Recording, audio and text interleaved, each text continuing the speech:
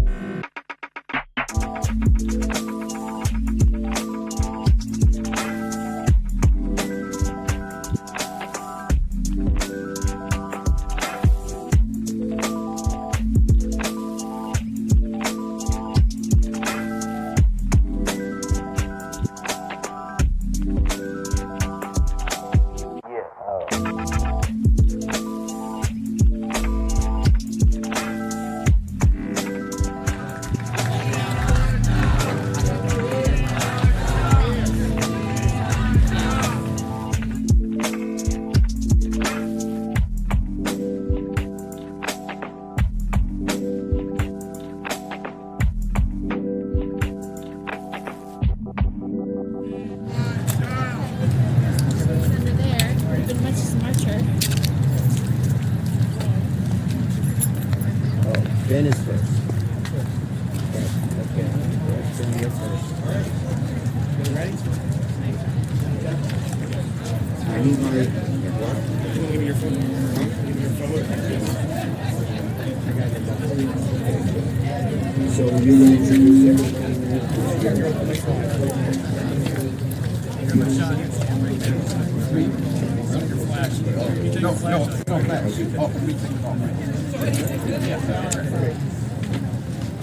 Slide up in. Good afternoon, everyone. Mayor Ben Walsh, and it is my great pleasure and privilege to welcome Secretary Buttigieg to Syracuse, along with Senate Majority Leader Schumer and Senator Gillibrand. We are lucky to have two great senators representing New York State, and we just finished a really productive, albeit brief, roundtable discussion. We focused much of our discussion on the transformational opportunity that we have for this entire region, but that as we pursue this opportunity, the importance of focusing and centering our efforts around those that have been impacted by the legacy of this highway and those that live within its shadow today. We also talked about the importance of creating good-paying, living wage jobs in the city of Syracuse in this region. And I'm very excited and optimistic about the future of this project and of the relationships with all the leaders here. So with that, I will introduce the leader, our Senate Majority Leader, Chuck Schumer. Thank you, Mayor. Thank you. And I first want to welcome so many of the distinguished people who are here. My great colleague, who I'll introduce in a few minutes, Senator Gillibrand, our wonderful, wonderful Transportation Secretary. He's here, folks. He said he got his name. Secretary Buttigieg, our great mayor, you heard from Ben Walsh, our Onondaga County Executive, Ryan McMahon, our two state senators from this area, Rachel May and John Mannion, our Assembly member, Al Sturpey, and we have two people, we have our great Syracuse Common Council president who's been fighting so hard for this, Helen Hudson.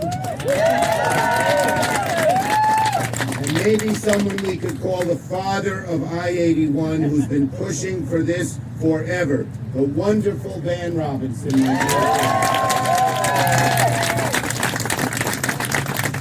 We also have representatives of the Central New York buildings trades. We have our president, that's Mitch Latimer is here. We have Dika Dancel from the Urban Jobs Task Force.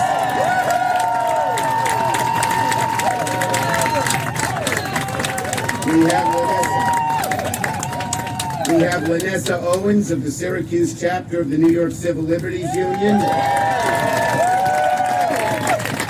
We have Bill Simmons of the Syracuse Housing Authority. And Rob Simpson of Center State, CEO of Center State, with his always new haircut. Okay, so it is great to be here with everyone today. And I'd like to thank, on behalf of myself, Senator Gillibrand, and Mayor Walsh, we all invited him before he even got sworn in. I said, will you... What's that? It was him. Will you come to Syracuse? I said to the secretary, will you come to Syracuse and see I-81, and he said yes, and here he is. So I thank him. We want to thank him. So let me say this, folks. This will be, we gotta get that thing working. This will be the most transformative project Syracuse has seen in decades. And I say 3 words signify it: justice, jobs, and safety. This project will bring justice, jobs, and safety. President Biden singled it out as a project of interest in his American Jobs Plan. It was the only one. I-81 from Syracuse was mentioned. And he recognized, as we do, that with federal investment, highways that previously upended communities could be rebuilt to reconnect them to jobs and economic opportunity. And that is why we are here today. As we work, I want to promise all the folks here, I want to promise the residents of Central New York, I will use all my power as majority leader to get I-81 funding here in Syracuse.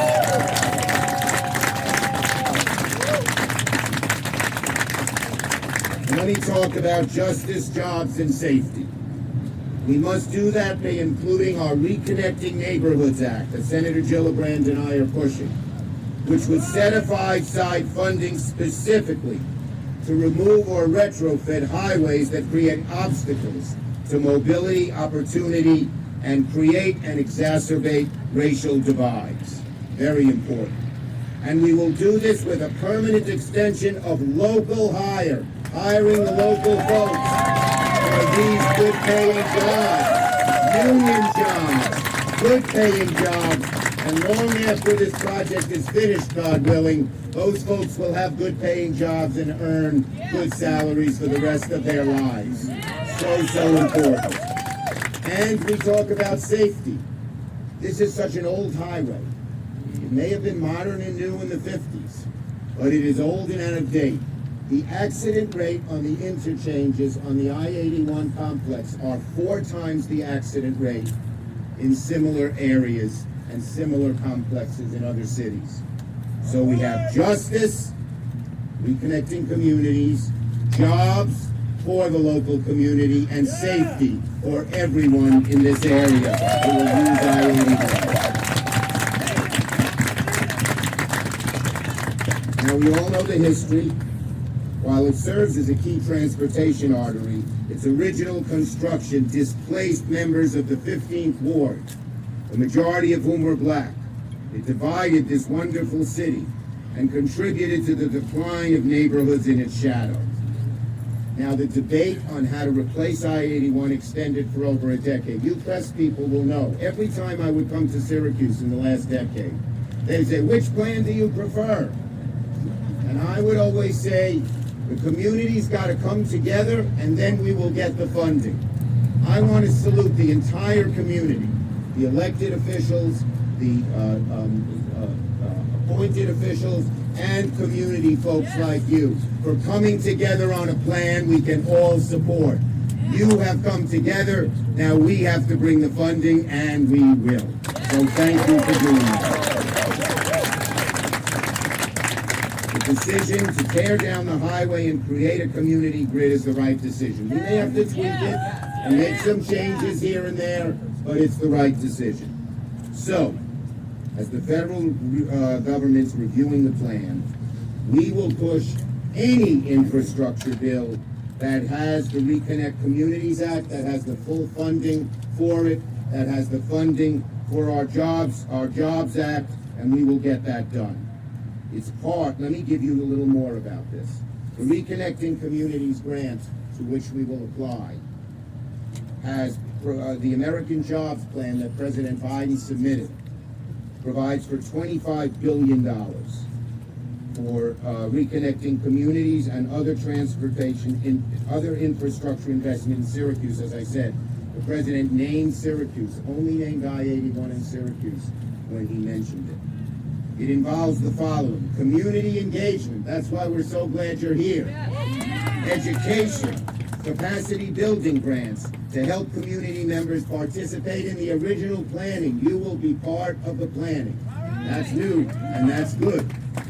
Then, it has the second phase is planning and feasibility grants to help the state and local agencies design the projects and assess the feasibility, and then the big bucks, the capital construction grants to fund the construction. Those are the 3 steps in the bill. So that's what we're trying to do. And it means that we're going to connect to local residents, especially minority, veteran, and women's workers, and we are going to create good paying construction union jobs here in Syracuse. The local hire pilot program, which again Senator Gillibrand and I have worked on, is vital to making that happen, and we're going to make it part of the Build Back Better bills. Very, very important. So, it's a great day. Working in harmony, all of us will get this job done. And as I said, we will transform Syracuse in a way it hasn't been transformed in decades. Now let me turn it over to somebody. You couldn't have a better person. He comes from a city not that different than Syracuse, South Bend, Indiana, a town that had a lot of manufacturing, a lot of it left. It has a big university, Notre Dame, a wonderful place, almost as good as SU.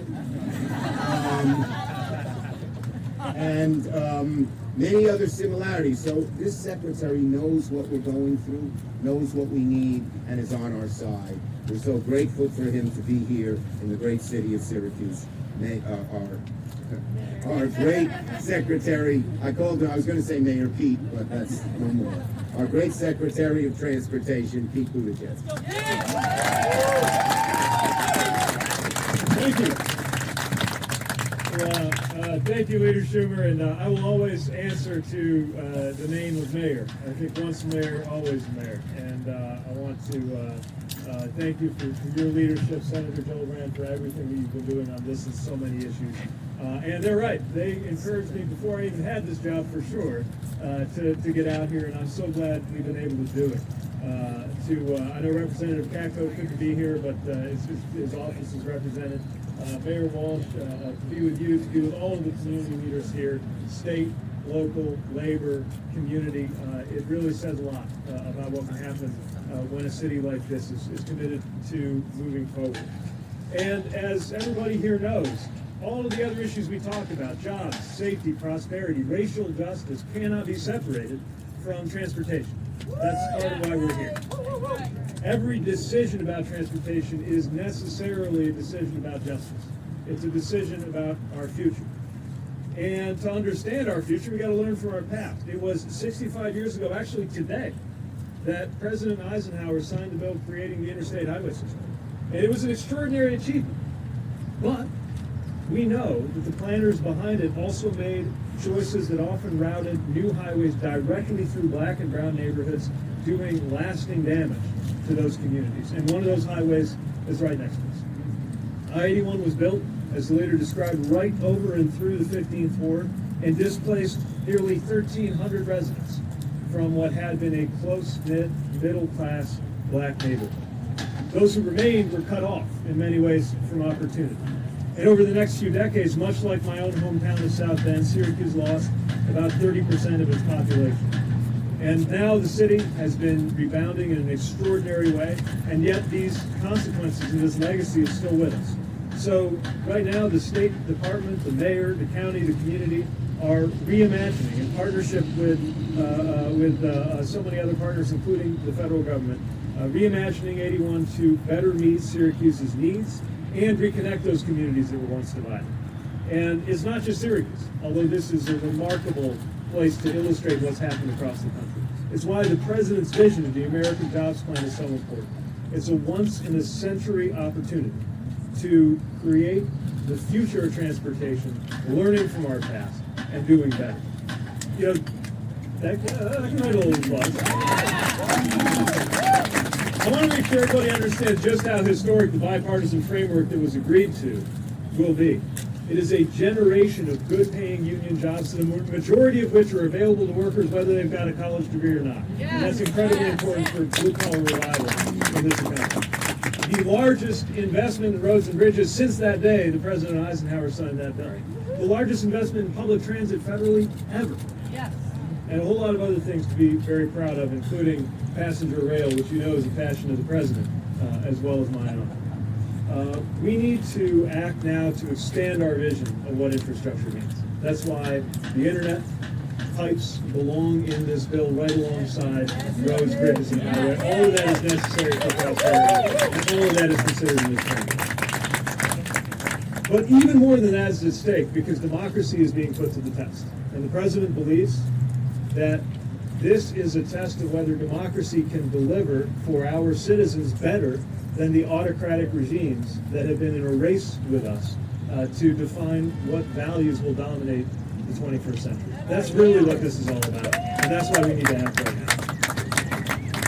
I just want to take a moment to talk about why equity is at stake in our transportation decision. When you hear a racially loaded expression like the wrong side of the tracks, you know that expression, we've all heard it. And we sometimes forget that's a transportation image, because often it was literally the tracks or the road that divided one part of a community from another that served to segregate a city. And that's why we are now looking at every program we've got through the lens of that, including the authorizations we already have. Even as leaders in the Senate and the House work to do more, we're making sure that our grant programming is built with a view toward equity. We're making sure that those who actually live in communities where these projects are located get the opportunity to work on them, get the opportunity to get on them, get the economic opportunity to come to this. And it's why we are reviving the Department Office of Civil Rights, which had a shocking number of vacancies when we arrived in Washington. Guess why? But it's going to get the support that it needs, and I know that our friends in the Senate have our back on making sure that happens. So again, to Syracuse, a community that reminds me so much of my own hometown. I so admire and want to salute the spirit that has brought this community back, that is moving this community forward, and you will always have a friend in the Biden-Harris administration, many friends in the Biden-Harris administration, rooting for this community to succeed and ready to celebrate the triumphs that you're going to put up on transportation infrastructure and in so many areas of your future. Thanks for the chance to be here. Okay, great job.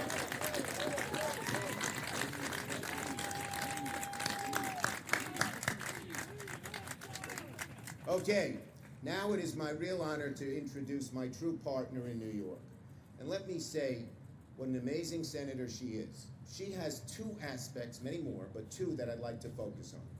First, she has a big, real heart. When she sees people who are suffering, when she sees people who have been denied justice, when she sees people who need help, it's not just an intellectual reaction, it's right here. I see it all the time, here in New York and on the Senate floor. But she combines that wonderful heart with an amazing brain. She is one of the most, she studies everything, she is really smart, and she's able to put it all together. So she doesn't just have that compassion and that empathy, but she is able very effectively to put it into effect and make it happen and help the people that we all so much want to help. So without further ado, let me introduce my dear friend, our great senator from New York, Kirsten Gillibrand.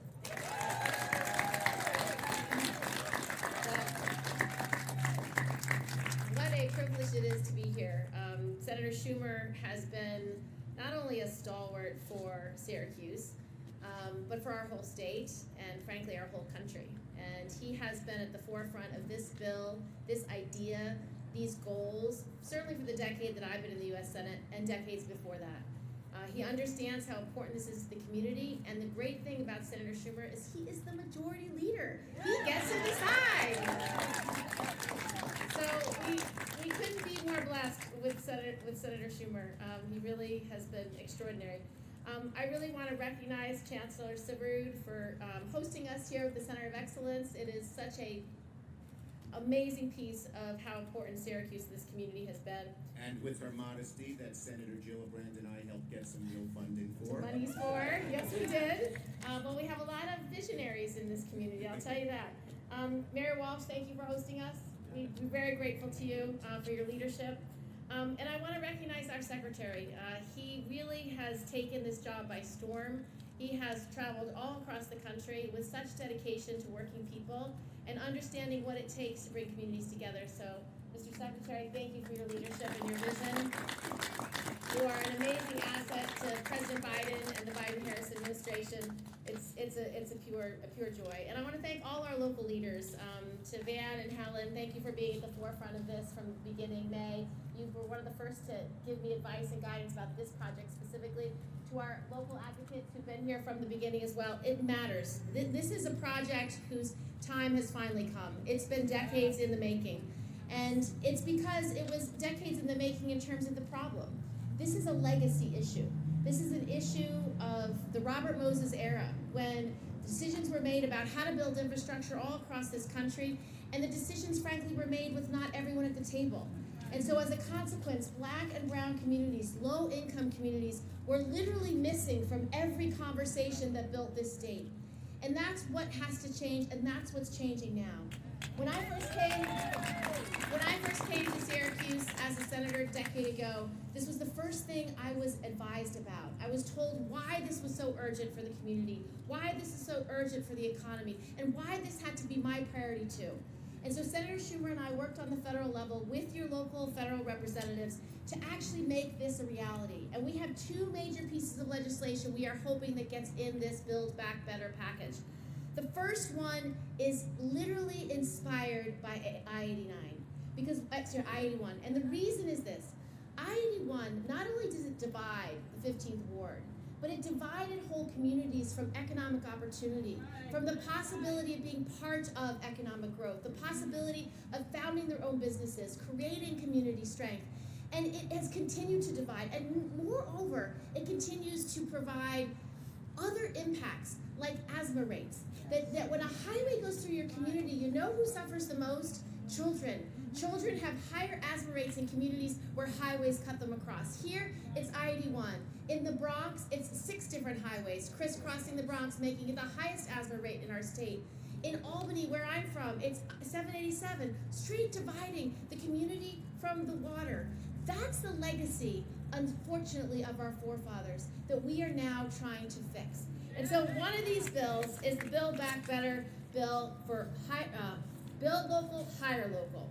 And that is a bill Senator Schumer and I worked on with the Urban League to guarantee that when we fix these legacy problems, the people who are trained for the jobs are the local community members.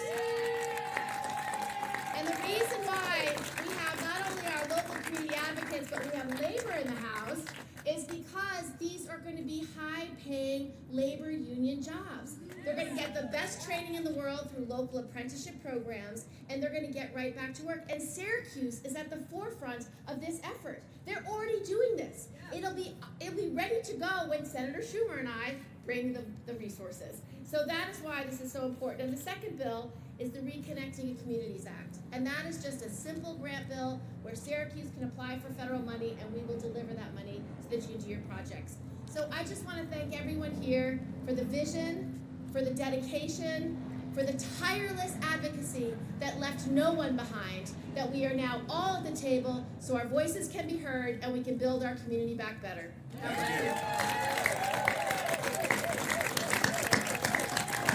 Just one final point before we take questions. The entire infrastructure part of this bill, not just the reconnecting communities part, we say that a high proportion of all those new jobs should go to communities of color, to poor people, to people who are paid minimum wage, to people who are part-time. It's going to lift up millions of people from being poor and near poor into the middle class, and that will be a great thing for America. Okay, we're taking questions only on this subject, only on this subject. You go first. This is for the Secretary. There are so many infrastructure projects going on around this country right now. Where exactly on your list of priorities does I-81 here in Syracuse rank? Well, let me say a couple things. First of all, this illustrates something that we've been talking about across the country, and it's one of the most stark illustrations I have yet seen. The air quality issues affecting children that Senator Gillibrand was just talking about. The economic issues of what happened when a neighborhood was literally rolled over and cut in two. And the fact that we're not bringing this up to make people feel guilty. We're bringing this up in the spirit of hope that we can finally do something about it. So there's a reason that this was one of the examples, one of very few specific examples mentioned. Now, the second thing I would say is that the more we are able to fund, the more this effort and every other effort has federal funding available to support it, right? We just did another round of notices related to discretionary grants. There are always more worthy projects than we get a chance to sign off on. Part of what we can do to change that is to get the dollars that we need to literally put our money where our mouth is.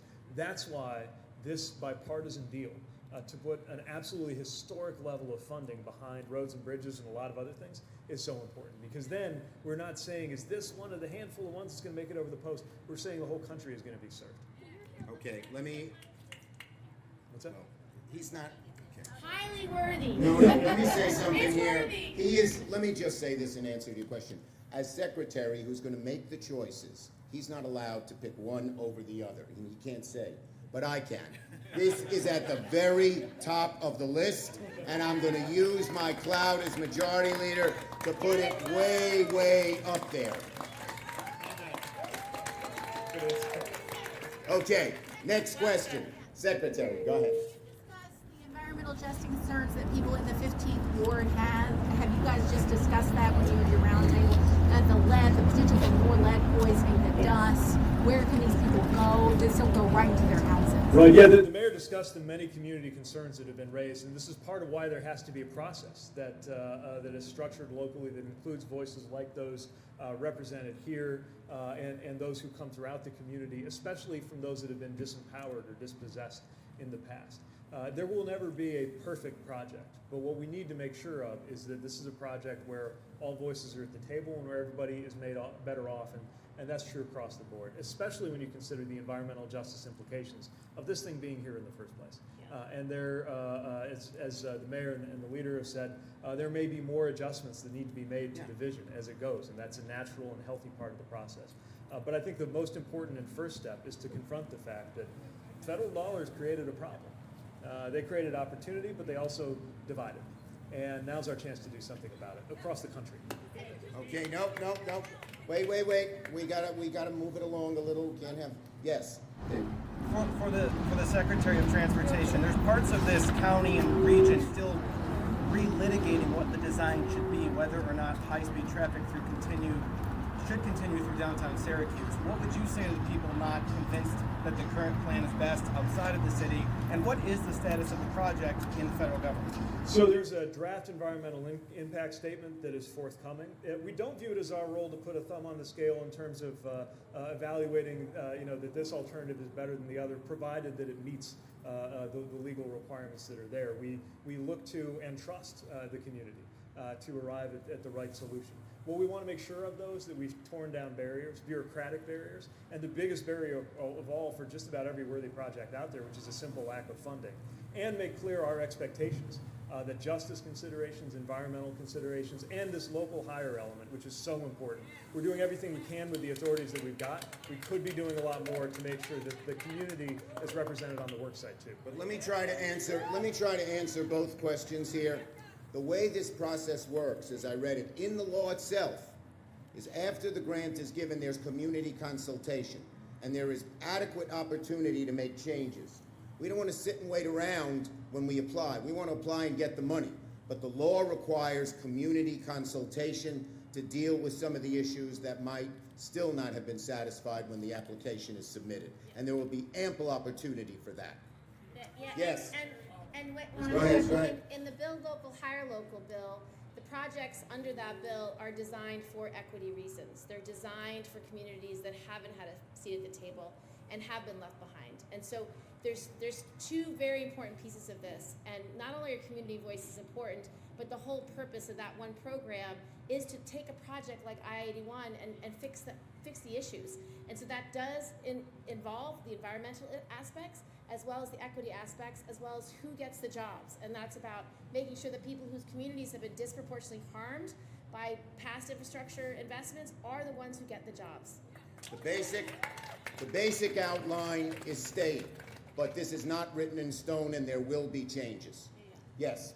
Just wondering if Secretary Buttigieg has seen a project anywhere that is a good example of how a transition like this can be handled and how the community can direct the project and all the housing and the jobs and all the pieces of it. Is there a good template for how that comes together? So the truth is, we've seen more illustrations of the challenge than we have seen illustrations of solutions.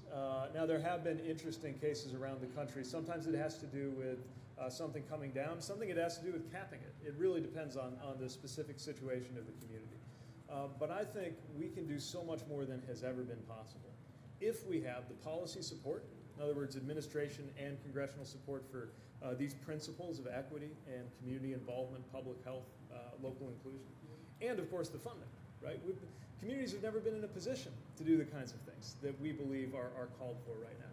With the American Jobs Plan, with the bipartisan compromise, we reach a whole nother level in terms of what is possible, so that hopefully, if you ask me that question 3 years from now, I'm pointing to spots around the country that we were able to help support. And let me give a small project that might have some relevance. It's not exactly the same, and you can't make exact analogies. But several years ago, the city of Rochester came to us about the inner loop.